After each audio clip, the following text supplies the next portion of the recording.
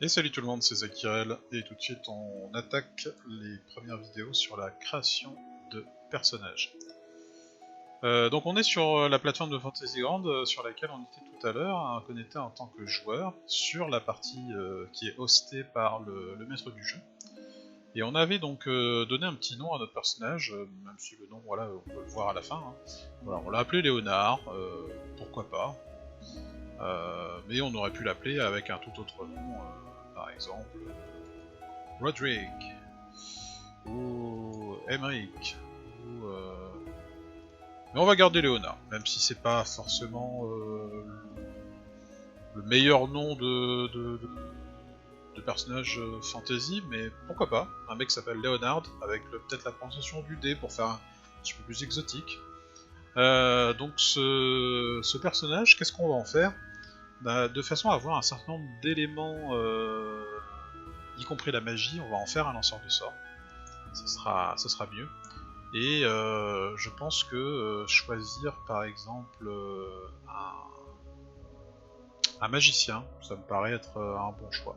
Bon, voilà, donc on va partir sur ça. Donc, vis-à-vis des ressources auxquelles on a accès, je vais retourner sur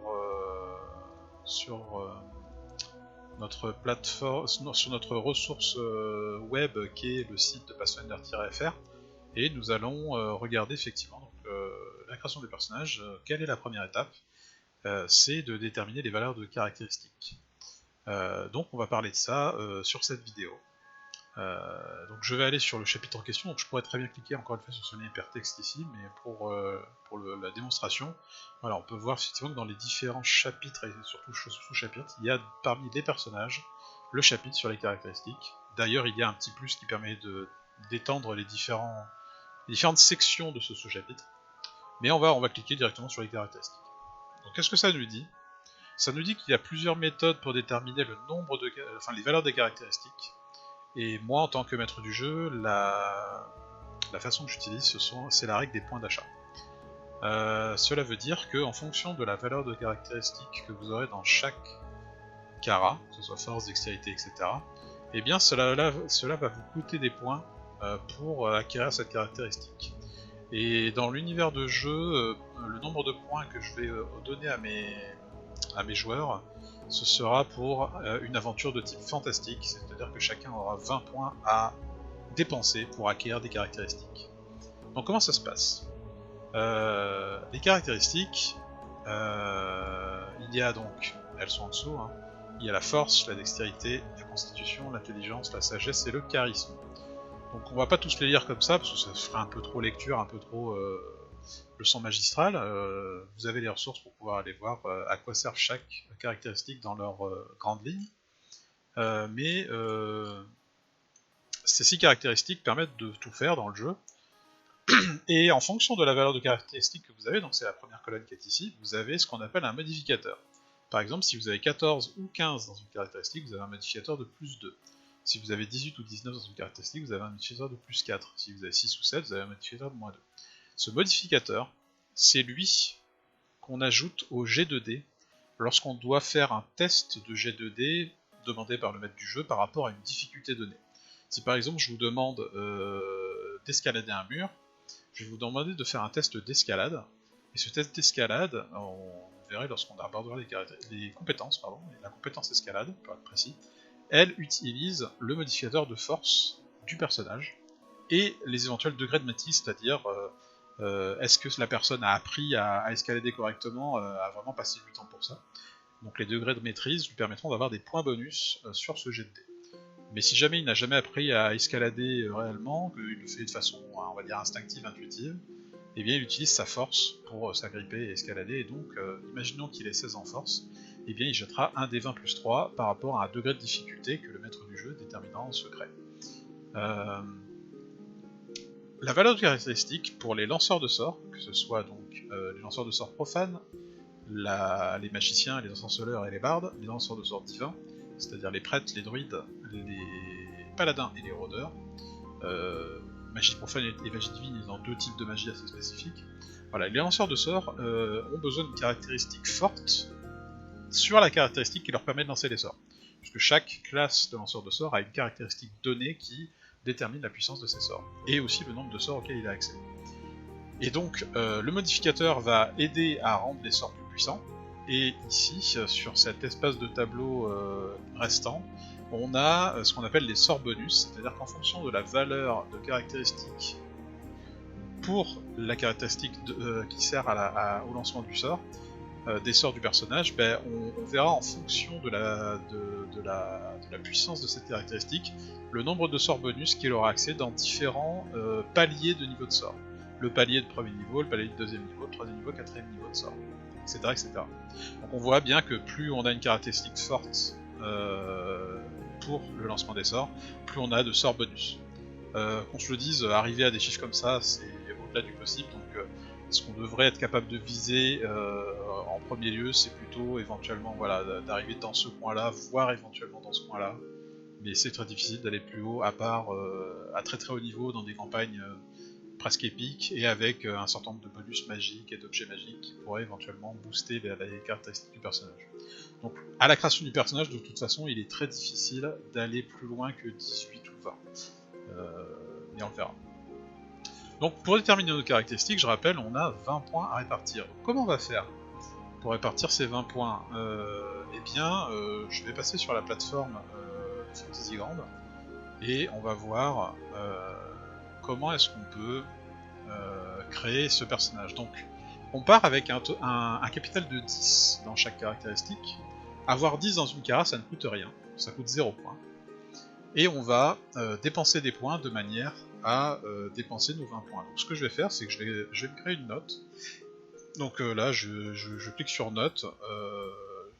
Pour pas avoir besoin d'utiliser un brouillon de papier à côté de moi que vous ne pourriez pas voir, par exemple, ou une ressource externe sur internet. Je vais faire un clic droit, je vais faire Create Item. Et voilà, je me suis créé une petite note. Je vais la mettre de côté. Comme vous pouvez voir, toutes les fenêtres sont déplaçables. Voilà. Et donc cette note, je vais mettre juste test Cara. Et on voit que c'est moi qui suis propriétaire, je peux choisir de la partager au public ou pas. Je ne vais pas le faire, et ici je vais m'en servir de brouillon. Voilà. Je peux également agrandir les fenêtres un peu comme je veux. Voilà. Donc je vais me renoter la force, la dextérité, la constitution, intelligence, sagesse et charisme. Voilà.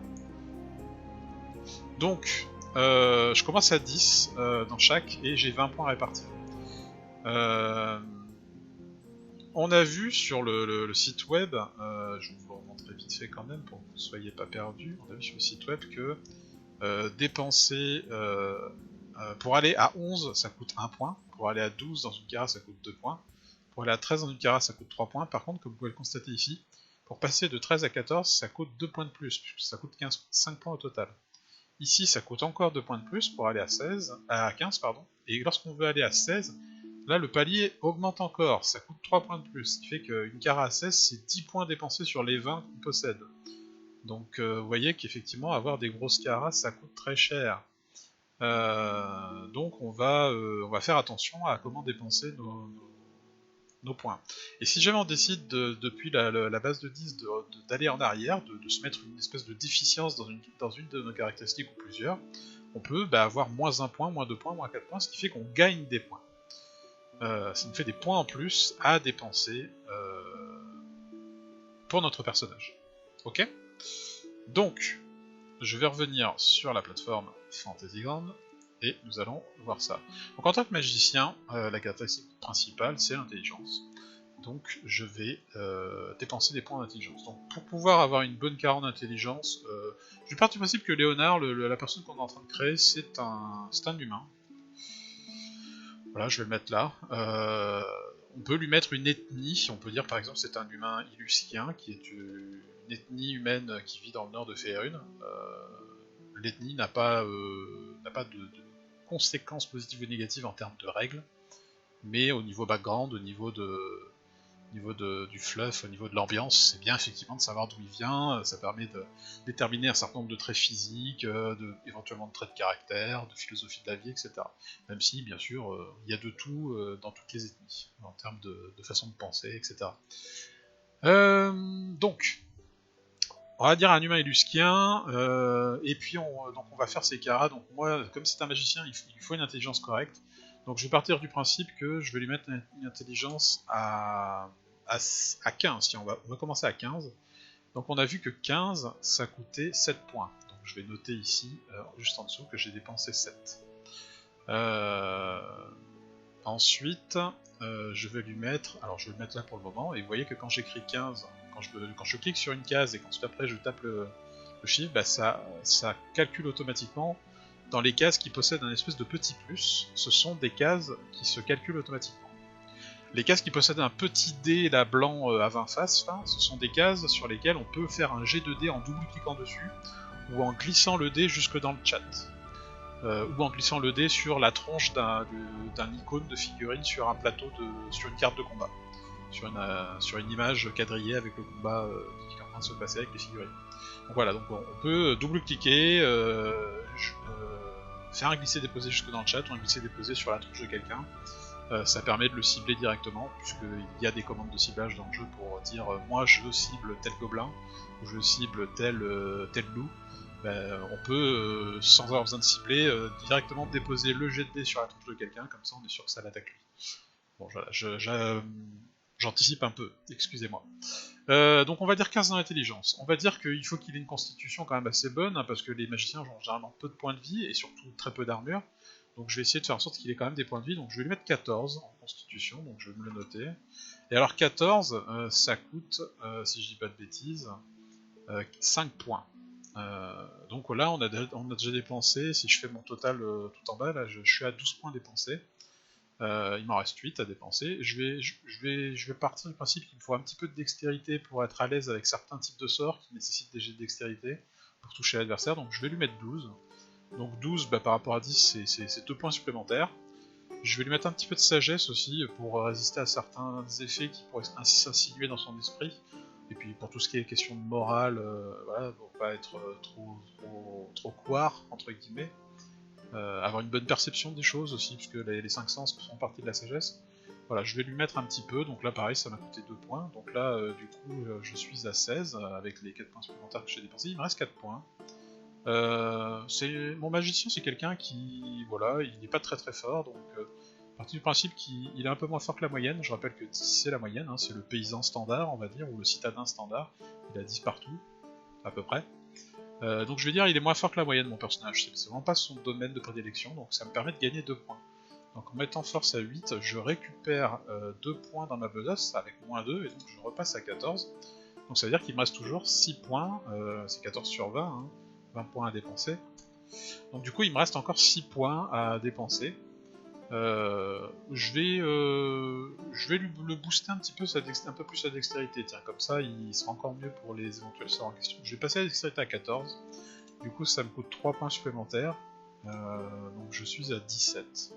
Il me reste 3 points, je sais pas trop où les mettre, du coup je sais que pour passer de 15 à 16 ça coûte 3 points, donc tant qu'à faire, je vais mettre ma intelligence à 16 comme ça. Comme vous pouvez le constater, au lieu d'avoir un bonus de plus 2, j'ai un bonus de plus 3 en intelligence.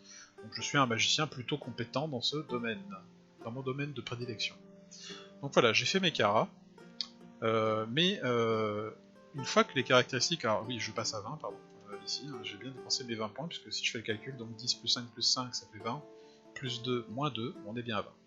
Voilà, donc j'ai dépensé tous mes points, voici les caractéristiques que mon personnage magicien aura, mais il y a un dernier élément à faire, c'est que en fonction de la race du personnage, on applique des modificateurs aux caractéristiques. Donc en gros, j'applique un bonus de plus 2 où je veux. Ça c'est la grande capacité, la grande force des humains, c'est qu'ils sont très versatiles. Et bien moi comme je suis magicien et que j'ai envie d'être très bon là-dessus, j'ai envie de dire que gratuitement j'applique un bonus de plus 2 à l'intelligence. Donc je suis à 18 et ça me fait un bonus de plus 4. Grâce à ce bonus, je suis un magicien qui va sans doute être très compétent. La suite, on va le voir dans la prochaine vidéo.